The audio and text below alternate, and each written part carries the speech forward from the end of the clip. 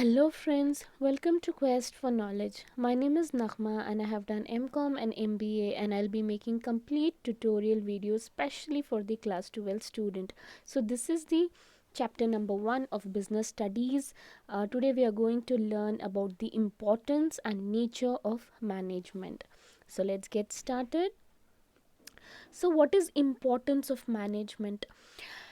As we all know कि management जो है एक यूनिवर्सल एक्टिविटी है जो कि हर जगह में मैनेजमेंट का इस्तेमाल होता है। हालांकि इसके तरीके बहुत अलग हो सकते हैं, तरीक़े अलग हो सकते हैं, मगर मैनेजमेंट जो है वो एक ही रहेगा। इसके बहुत सारे इम्पोर्टेंस हैं। लेट्स इसको समझते हैं एक एक करके। तो first of all, management helps in achieving group goals. Management का मकसद है ग्रुप गोल्स को अचीव करना। टास्क मैनेजर क्या करेगा, हर एक इंडिविजुअल को डायरेक्शन देगा कि किस तरह आप अपने ऑब्जेक्टिव को पूरा कर सकते हैं। यानी कि जो इंडिविजुअल का एफर्ट्स होता है उसको सही दिशा देना होगा टास्क मैनेजर का काम, ताकि वो ऑर्गेनाइजेशन की ऑब्जेक्टिव को ओवरऑल अचीव कर सके। सेकेंड है मैनेजमेंट इंक्रीजेस एफिशिएंसी।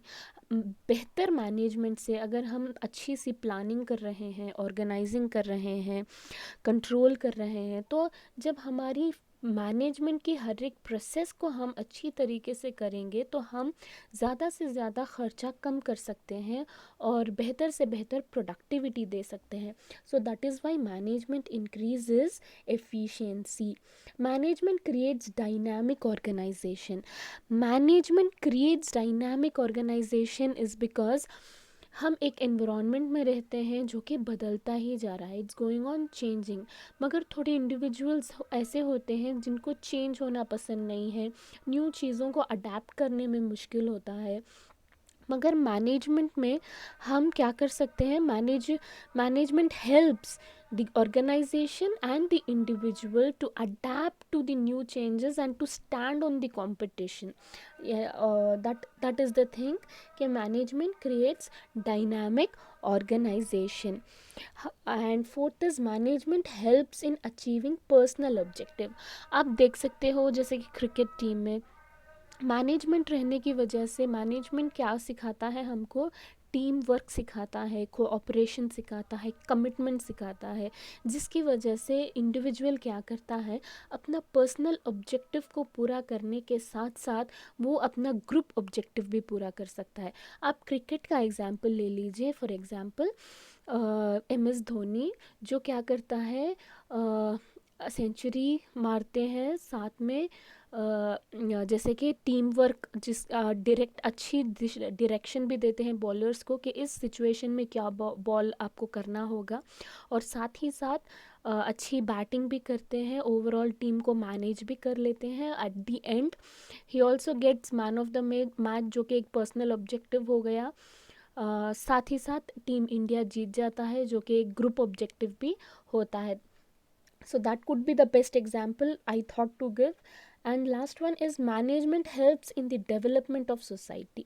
अगर एक ऑर्गेनाइजेशन जो कि ग्रो हो रहा है, अच्छे से चल रहा है, तो वो क्या करेगा, तो इससे वो अच्छे से क्वालिटेटेड प्रोडक्ट्स बनाएगा और अच्छी सर्विस देगा कस्टमर्स को, और साथ ही साथ एम्प्लॉयमेंट अपॉर्चुनिटी मिलेगी।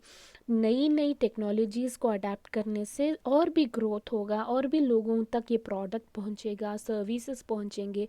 तो ये एक हेल्पफुल रहेगा overall development of a society के लिए। जब एक ऑर्गेनाइजेशन ग्रो होता है तो साथ ही साथ सोसाइटी भी ग्रो होता है। वाई? बिकॉज एम्प्लॉयमेंट अपॉर्चुनिटीज़ मिलते हैं, लेबर वैल्यू बढ़ता है। सो that is what is all about the importance of management. Now let's discuss about the nature of management. So nature of management, management का जो nature है, इसको आर्ट भी कहते हैं, साइंस भी कहते हैं, प्रोफेशन भी कहते हैं। Anthropology, it means to study the human behaviour. Management को इकोनॉमिक्स का नाम भी दिया जाता है, फिलॉसफी भी कहते हैं, पॉलिटिकल साइंस भी कहते हैं, साइकोलॉजी यानी कि टू अंडरस्टैंड उनकी जो माइंड में क्या चल रहा है उस चीज़ को भी समझना ज़रूरी है, उसको भी एक मैनेजमेंट का हिस्सा है। And overall development of a society, जिसकी वजह से जहाँ हम we are the social animal, तो मैनेजमेंट को उसका भी एक हिस्सा कहा जाता है। तो चलिए डिस्कस करते हैं डिटेल में, जो कि बहुत इम्पॉर्टेंट है वो topics. Management as an art, management को ना एक आर्ट भी कहते हैं, बिकॉज ये हर किसी के बस की बात नहीं है। ये एक स्किल होता है, एक आर्ट होती है, एक कलाकारी होती है कि लोगों को किस तरह से मैनेज करना है, उन्हें सही दिशा दिखाना है, उन्हें ग्रुप ऑब्जेक्टिव को किस तरह से फुलफ़िल करने का हौसला दिलाना है। तो ये सब चीज़ें ना एक आर्टिस्ट के अंदर ही हो सकती है। तो इसीलिए मैनेजमेंट को ना एक आर्ट भी कहा जाता है। वाई, बिकॉज हमें एक थियोरेटिकल नॉलेज भी होनी चाहिए, और एक्सपीरियंस जो है पर्सनलाइज्ड एप्लीकेशन, जिस तरह से एक डांसर जो है अपनी अलग ही कलाकारी दिखाएंगे, दे के नॉट बी सेम, उसी तरह से मैनेजर्स भी जो होते हैं वो उनके तरीक़ों से मैनेज करेंगे। And it is based on practice and creativity, कुछ नया सोच के कुछ उन क्रिएटिवली जो मैनेज करते हैं वो भी हो सकता है, और प्रैक्टिस करते रहने से भी ये चीज़ हम सीख सकते हैं। तो मैनेजमेंट को आर्ट भी कह सकते हैं। तो एक सक्सेसफुल मैनेजर वो है जो डे टू डे जॉब होता है उसको अच्छी तरीके से मैनेज करता है, उसे स्टडी करके, ऑब्जर्व करके और एक्सपीरियंस के बतौर से वो जिस तरह से मैनेज करता है। और ये जो थियोरीज़ हैं मैनेजमेंट के, वो बहुत सारे जो थिंकर्स हैं उन्होंने बहुत अच्छी मैनेजमेंट थियोरीज़ दिए हैं, जो कि यूनिवर्सल लेवल में उसको अप्लाई किया जा सकता है। It's a so that is why management is being said as an art. Management को साइंस भी कहा जाता है। वाई, बिकॉज साइंस जो है it is a systematized body of knowledge. यानी कि फॉर एग्जांपल हम देख सकते हैं कॉज एंड इफेक्ट रिलेशनशिप। अगर एक एप्पल नीचे गिरता है, it's because of the law of gravitation. इसी तरह से मैनेजमेंट में भी जो है it has some kind of a systematized body of knowledge. And second is principle based on experimentation. तो उन्होंने बहुत सारे जो प्रिंसिपल्स बनाए हैं वो ऑब्ज़र्व किए हैं, टेस्ट किए हैं, फिर रिपीटेड एक्सपेरिमेंट करने की वजह से उन्होंने बहुत सारे प्रिंसिपल्स बनाए हैं। और हर साइंस में बहुत सारी चीज़ें जो हैं यूनिवर्सल वैलिडिटी, जैसे कि law of gravitation, law of attraction, these all have universal validity. उस तरह से मैनेजमेंट के बहुत सारे प्रिंसिपल्स को भी it has universal validity. Management has a systematized body of knowledge.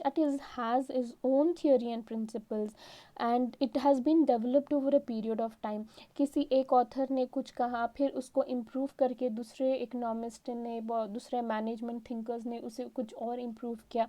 तो ये बढ़ता डेवलप होता ही जाता है over a period of time. जिस तरह से साइंस में हर एक साइंटिस्ट कुछ ना कुछ अपने हिसाब से चीज़ों को इम्प्रूव्ड लेवल में दर्शाना चाहते हैं, उसी तरह से मैनेजमेंट के जो थिंकर्स हैं वो लोग भी इसको डेवलप किए हैं over a period of time. It is getting developed. Second is that principle of management have evolved for a period of time based on repeated experimentation and observation in different organization. तो हर तरह से वो observe करते हैं, हर एक organisation को study करते हैं, फिर वो अपने प्रिंसिपल्स जो होते हैं वो लिखे जाते हैं। So that is why management is also considered as science. हम ये नहीं कह सकते ये एक कंप्लीट साइंस है, हम ये कह सकते हैं कि मैनेजमेंट ना एक साइंस का थोड़ा हिस्सा भी है। मैनेजमेंट एज प्रोफेशन, तो मैनेजमेंट एज प्रोफेशन यानी कि जिसमें एक well defined body of knowledge, जैसे कि डॉक्टर्स बनना है तो आपको मास्टरी करना पड़ेगा, एमबीबीएस पढ़ना पड़ेगा। उसी तरह से ये भी मैनेजमेंट भी एक प्रोफेशन है, जिसके लिए आपको उस तरह की नॉलेज को, एजुकेशन को एक्वायर करना होगा। Second is restricted entry. जिस तरह से एक आपको अगर मैनेजमेंट कुछ मैनेजर बनना है तो आपको जो है उस प्रोफेशन के लिए आपको एग्ज़ामिनेशन लिखना होगा या एजुकेशनल डिग्री हासिल करनी होगी। जिस तरह से चार्टर अकाउंटेंट को बनने के लिए आपको बहुत सारे एग्ज़ामिनेशंस लिखने पड़ेंगे, and you have to from the institute of chartered accountant of India. इसी तरह से मैनेजमेंट के लिए भी रिस्ट्रिक्टेड एंट्री है, जिसकी वजह से आपको थोड़ी एजुकेशनल क्वालिफ़िकेशन हासिल करनी होगी।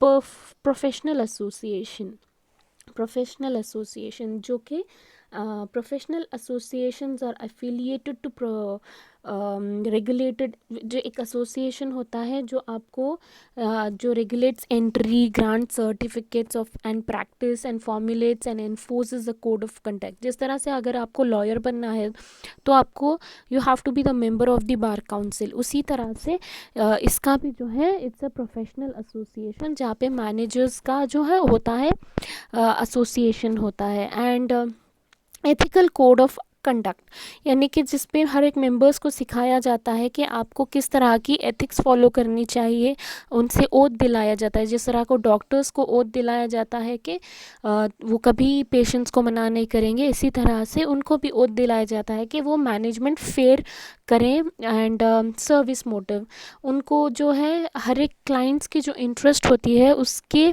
बतौर उनको काम करना पड़ेगा। दैट इज़ उनकी जो मोटिव होगी वो भरपूर सर्विस होनी चाहिए।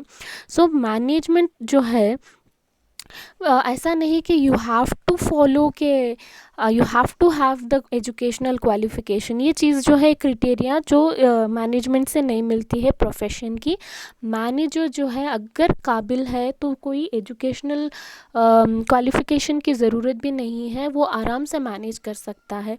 एंड हम ना सिर्फ एजुकेशन जाकर किसी कॉलेजेस में, इंस्टीट्यूशंस में हासिल करना ही ज़रूरी नहीं है, हम कुछ जर्नल्स, बुक्स पढ़कर भी हम उसके लायक की जो क्वालिटीज़ है जो वो हम हासिल कर सकते हैं। And apart from that, the basic purpose of management is to help the organization to achieve its goal, जो कि कोई भी मैनेजर कर सकता है अगर उसके पास हौसला हो, पैशन हो।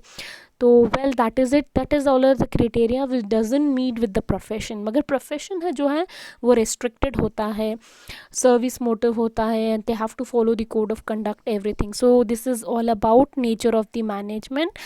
And thank you very much for listening to me, and do like and share if you feel this is really worth it. Thank you very much.